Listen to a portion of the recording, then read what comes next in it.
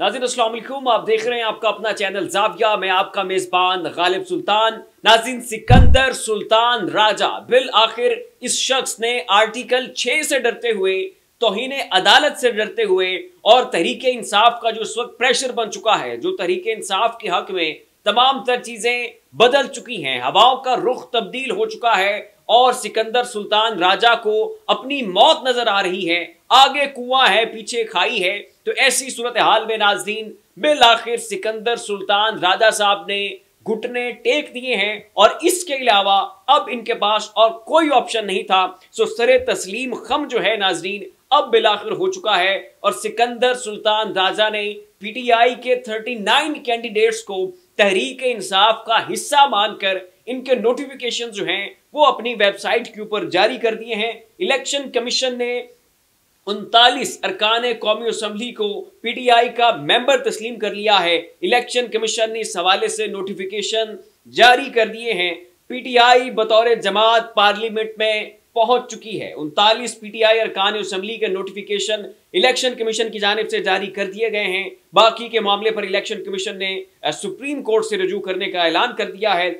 जिस पीटीआई का वजूद सुप्रीम कोर्ट ने तस्लीम कर लिया, 11 जजों ने तस्लीम किया, तो अब इलेक्शन कमीशन के पास इसके अलावा कोई चारा नहीं है कि अब तहरीक इंसाफ को बतौर हकीकत, बतौर पाकिस्तान की सबसे बड़ी सियासी जमात मानना होगा। और इसके अलावा जो है अब किसी किस्म का और कोई चारा, कोई ऑप्शन, कोई सबील जो है वो अब इलेक्शन कमिश्नर साहब को नजर नहीं आ रही है। हुआ नाज़रीन क्या था? हुआ यह था कि माजी में जब तहरीक इंसाफ से बल्ले का निशान छीना गया था तो पीटीआई के 39 कैंडिडेट्स ने तहरीक इंसाफ के प्लेटफॉर्म से इलेक्शन लड़ने का कहा था और इस हवाले से कागजात नामजदगी भी जमा करवाए थे कि भाई हम तहरीक इंसाफ का हिस्सा हैं, आपने हमसे इलेक्शन सिंबल छीना है, आप हमें हमारे अलग अलग जो हैं वो इलेक्शन सिंबल्स दें, लेकिन हम तहरीक इंसाफ के प्लेटफॉर्म से इलेक्शन कंटेस्ट करेंगे। लेकिन इलेक्शन कमीशन ने ऐसा करने से इनकार कर दिया था, जो कि एक गैर आईनी हरकत थी, गैर आईनी अमल था। और फिर ये मामला सुप्रीम कोर्ट में गया, वहां से तहरीक इंसाफ के हक में डिसीजन आया। तो 39 वो कैंडिडेट्स थे जिन्होंने तहरीक इंसाफ के प्लेटफॉर्म से अपने कागजात नामजदगी जमा करवाए थे। इन्हें अब इस वक्त फौरी तौर पर सुप्रीम कोर्ट के फैसले की रोशनी में तहरीक इंसाफ का हिस्सा माना जा चुका है। और इसके अलावा नाज़रीन 41 कैंडिडेट्स ऐसे थे जिन्होंने इंडिपेंडेंटली इलेक्शंस कंटेस्ट किए, उनके बारे में भी सुप्रीम कोर्ट ने कहा था कि आप इस हवाले से अपने कागजात जो हैं वो इलेक्शन कमीशन में जमा करवाएं।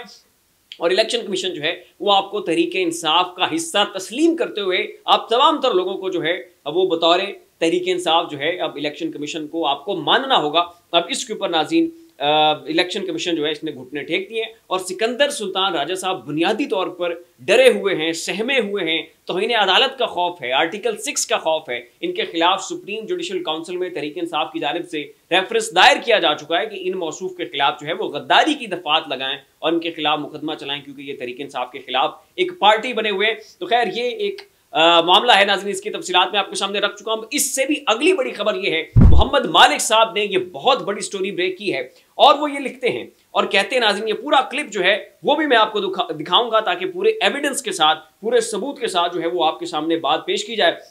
वो कहते हैं कि वजीर खजाना, पाकिस्तान के वजीर खजाना इस वक्त चाइना में बैठे हैं और वहां पर चीनियों की मिन्नतें कर रहे हैं और कह रहे हैं कि खुदा का वास्ता है हमारे कर्जे रीस्केजुअल कर दो। अगले 3 साल में हमने 25 अरब डॉलर की अदायगियां करनी हैं, हमारी फैक्ट्रियां बंद हो चुकी हैं, हमारे कारखाने बंद हो चुके हैं, ये वक्त है हमारी हालत समझो और हमारी मैशत जो है इसको बेहतर करने में हमारा साथ दो। नाज़रीन, चाइना ने झंडी करवा दी हुई है पाकिस्तान को और उन्होंने बिल्कुल दो टोक अंदाज में कह दिया कि जब तक पाकिस्तान के अंदर मुआशी इस्तेहकाम नहीं होगा, पॉलिटिकल स्टेबिलिटी जो है वो नहीं आएगी, आपके अंदर सियासी इस्तेहकाम जन्म नहीं लेगा, जब तक आप उस सियासी जमात को इक़्तिदार में नहीं लेकर आएंगे जिसको सबसे ज्यादा वोट पड़े, आपकी और हमारी कोई बात नहीं है, कोई जो है आपको मजीद भीख नहीं मिलेगी। अब इसके ऊपर नाज़रीन मोहम्मद मालिक साहब ने जो है वो सारी स्टोरी ब्रेक करके रख दी है। बड़े क्रेडिबल इंसान है और हमेशा जो है वो बड़ी पुख्ता और अंदर की खबरें लेकर आते हैं।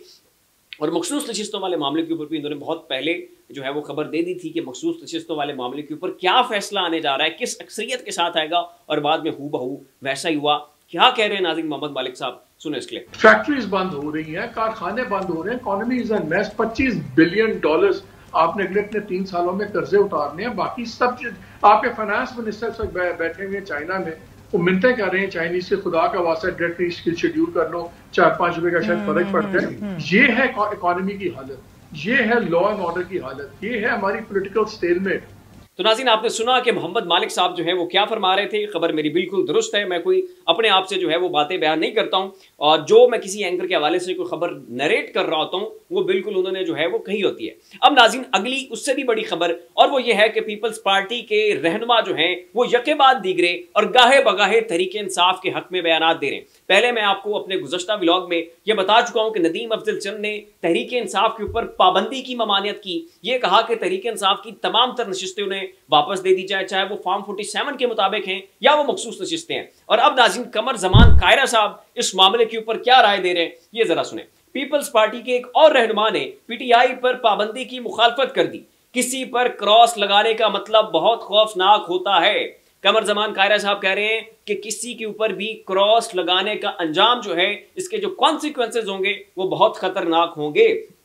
ये इलेक्शन दुरुस्त नहीं हुए, ये भी उन्होंने तस्लीम कर लिया है, और वो कहते हैं कि मेरे हलके में बहुत बड़ी गड़बड़ की गई है। तहरीक इंसाफ के खिलाफ किसी सूरत भी पाबंदी नहीं लगाई जानी चाहिए, ये नाज़रीन कहना है कमर जमान कायरा साहब का। तो अब ये नाज़रीन, आप सारा नेक्सस कनेक्ट करें, इलेक्शन कमीशन के फैसले देखें, आप चाइना का रद्द अमल देखें कि कैसे जो है वो इमरान खान साहब के मामले को लेकर कितना हसास हैं, और कैसे पाकिस्तानी मौजूदा जो रिजीम है, जो गवर्नमेंट है, उसको कैसे बारहा वो एड्रेस कर रहे हैं कि आप मामलात को ज़रा जो है वो बेहतर तरीके से लेकर चलें।